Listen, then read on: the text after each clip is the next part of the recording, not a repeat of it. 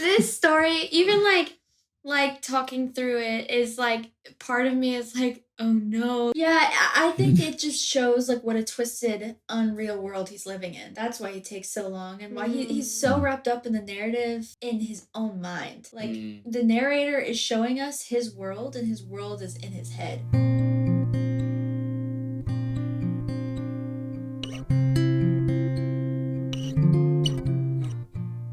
Welcome back to the Rooted Minds podcast, where we come together as a family to talk about books and our emotions. And in this season, we're talking about some really fascinating short stories. And today we have a bit of a scary one, The Telltale Heart by Edgar Allan Poe. So Dad is going to lead us through this one. Yes, classic for Edgar Allan Poe. Write something a little bit intense, but we're going to walk through it. A little bit? With you guys. Maybe a little more than... We all said, no thanks. Dad, you get to do this one. You're going to lead us because we're too scared. Genuinely, it's a good story, but it does kind of take a lot out of you. Yeah, oh goodness. Define good. I know. Well, it's like not just horror, well though. written. It is well written. Yeah. Because it's like it terrifies you. A deep dive. Yeah, it's terrifying. It does makes what you it sets feel out to do. Yeah, it sets out to make you terrified. Yeah. But not only of what's happening, but low-key also of yourself sometimes, because we have stuff that goes on deep underneath that can be a little bit like, oh, I don't want to look at that, and like a dramatized picture to help you clearly see. Yeah. Yeah.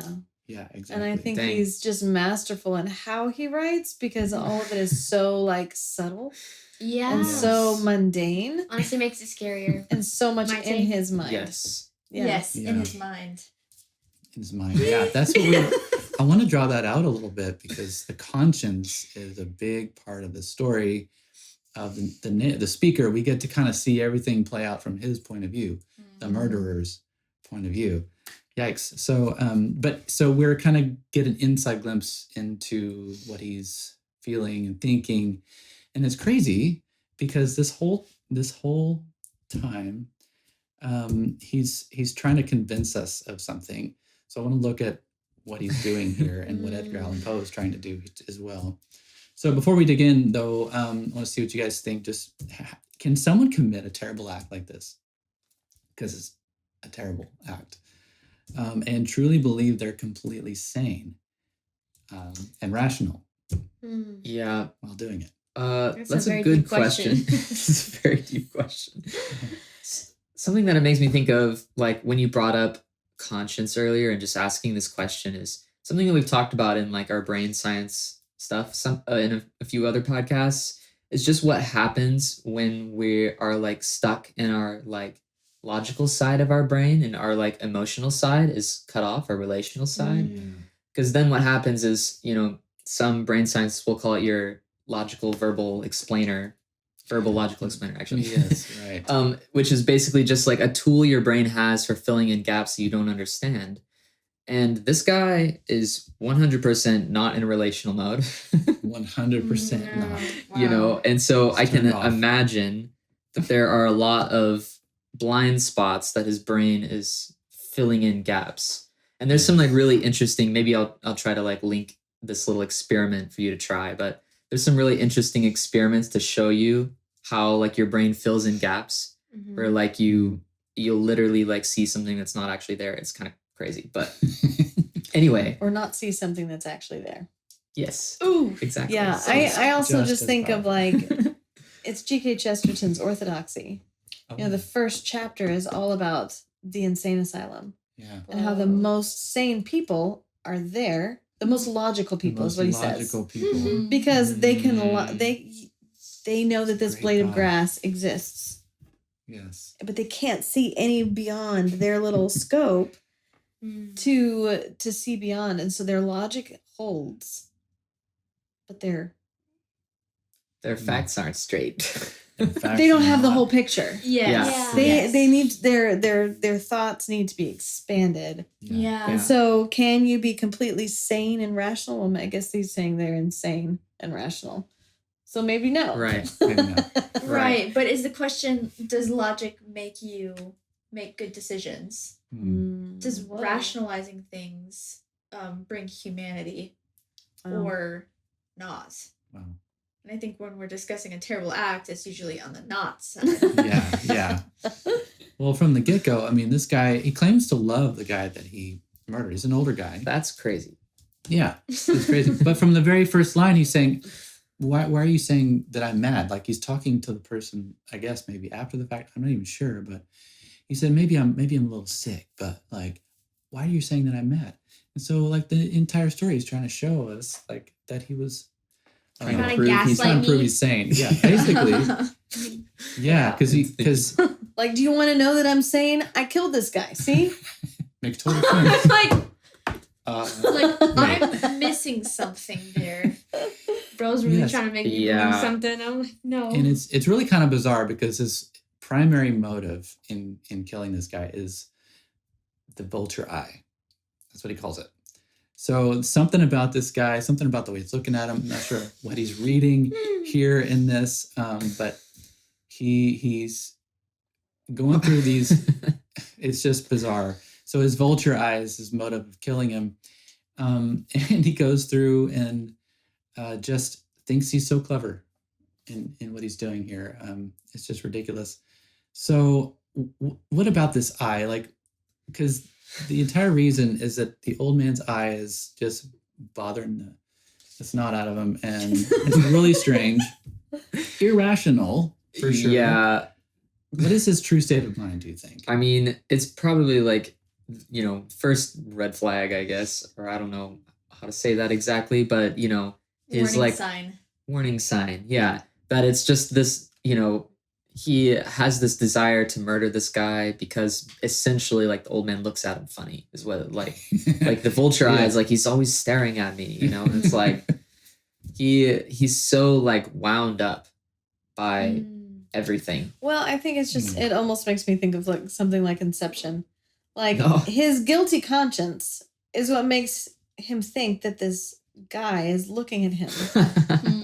Like Wow. whenever you're just like glazed over and looking at somebody, you have no intent. But the person who's doing something wrong is like, mom caught me, or I've Right. done that where I've looked at you guys and I had no idea you were doing something, and you're like, I didn't mean it. Right. But the guilty conscience got him. Yeah. But it's like that's what causes him to murder, which then Yeah. the guilty conscience gets him. Yeah. And to me, it's Crazy. honestly like Inception. a really sad picture because, I mean, obviously like murderers exist in the real world, and that's part of why this story is scary.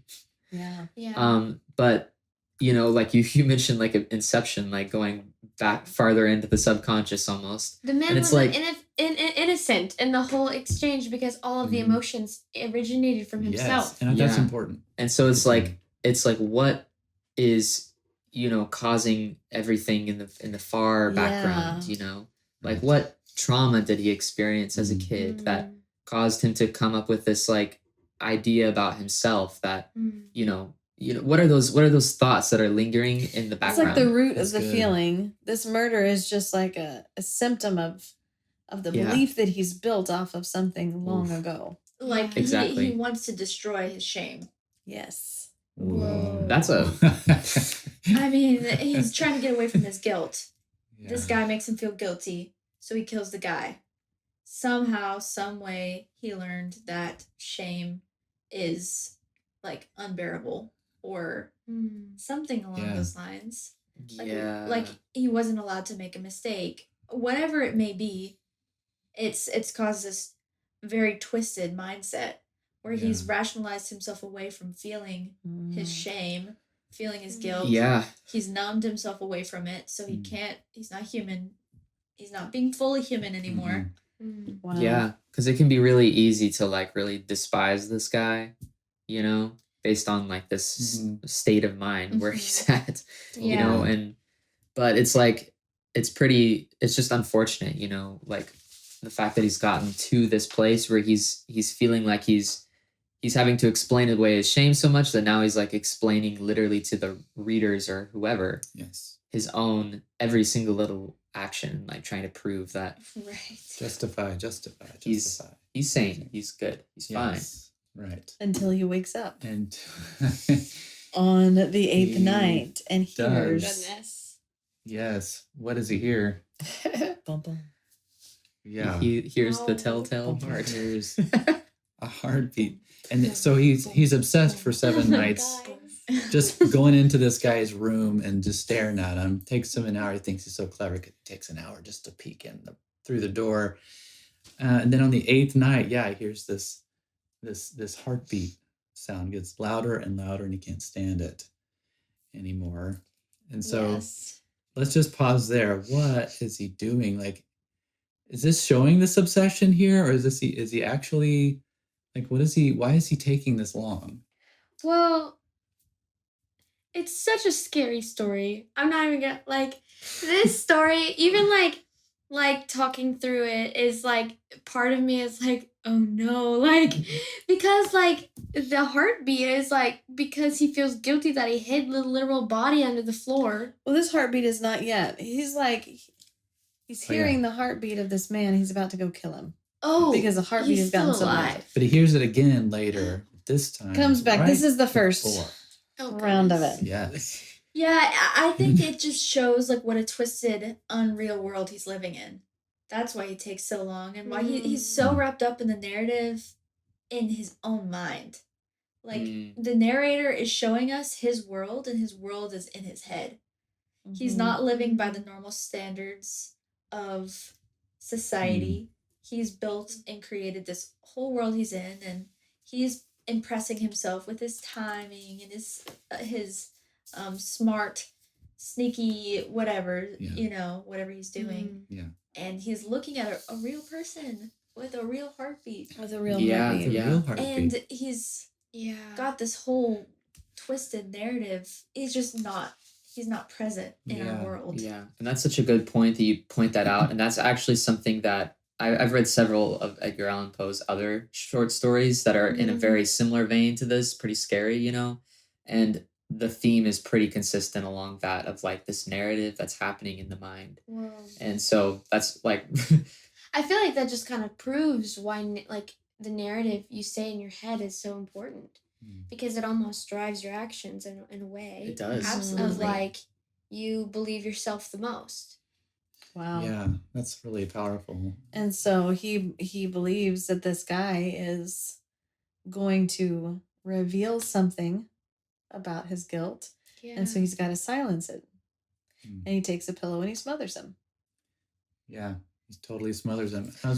I wanted to propose something like this heartbeat thing, even at the end, since it does it at the end, we'll get there, but it's like I kind of wonder if he's not actually hearing the guy's heartbeat that he's about to murder. It's like something about that makes it seem like he's hearing almost like his blood's pumping. Maybe it's his own heart, but maybe it's like his conscience going, don't do it, don't do it, don't do it, because God designed our conscience. Yeah. Right. Don't do what? Don't kill this guy. Oh, you're talking about the first heartbeat. Yeah. The first Sorry. heartbeat. Yes. I mentioned the second yeah. one. I'm talking about the first one where he's right about to smother him and he's hearing his heartbeat. And anyway, what do you guys think about that concept that God designed our conscience? It is part of his image that he gave us. And it's like there's something about that keeps the truth before us. Like he knows at a deep level that this is not a good idea. Right. That's really fascinating thinking about it being his own heartbeat, because it makes his argument that he's sane. Like he actually does know right and wrong. Wow. And his physical body is saying this is wrong. That's interesting. And so if you even think about the second heartbeat that he hears where it comes back and he's like the police officers there interrogating him in that second heartbeat, it's like he knows that he's been found out. Yeah. And he can't sit in it any longer. Yeah. We're not made for that. It makes me think Wow. about I've been learning a lot about like how you actually remember things. And it made me think about this thing of basically like when you create a memory that involves all of your senses, you won't ever forget it.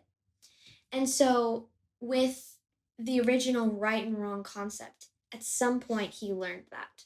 He Mm. learned what truly was right or wrong. And even to this point now where he has gone mad, and he's thinking, don't do it, that heartbeat. It's almost like no matter how much, because the thing about the brain is no matter what piece of the brain you take out, it will still remember that concept, because it's like the web that creates the memory, not one piece. Interesting. And so it's interesting to me that even though he's come this far, he still is unable to forget the concept of right or wrong. Like that is so deeply ingrained, which is beautiful, that like I think it's almost like hopeful in a sense that he does feel this deep remorse and deep guilt, and that almost makes him not That's insane. Mm. Because Yeah. how to test if you're insane is What a to twist test on if that. you feel guilty about it or not. And it's Generally, like a in very trials. interesting point that you make, that his physical body is testifying. Like even in the case where your mind has believed some whole separate world, his body did not go there, but was the telltale sign of his guilt. And a lot of That's it. times your body says something before your brain can catch up. Like I'm hungry, I feel that before I think that, and I'm like, okay, I'm gonna act on that. You know what I mean? Wow.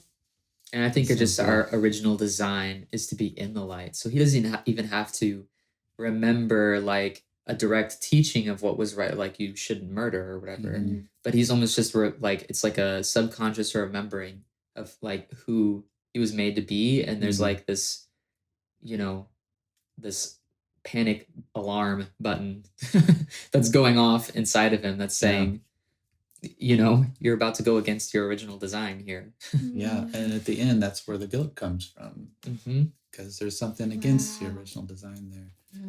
It shouldn't have happened, and it's just such a powerful picture of all of that. Like, because Scripture talks about how our consciences can be seared, right? Or our consciences can be trained to discern good from evil. There's certain things that God does with our consciences, but this guy, he was working so hard to silence that he got all the way through it, and then by the end, it couldn't be silent anymore. Yeah. Wow. It was just it had to come out.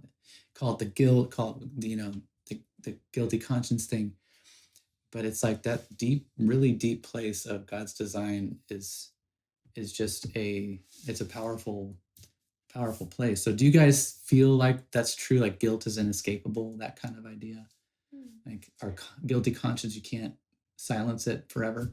I mean, I think, like biblically speaking, that is true. Guilt is inescapable.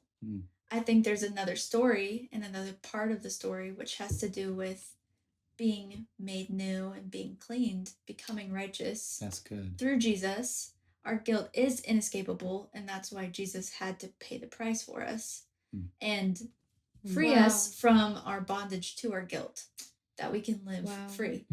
And I think this is just a very clear picture of the desperation of life without righteousness. Yeah. But I also feel like it's the grace of God that he is found out. Because a man of integrity walks securely. Absolutely.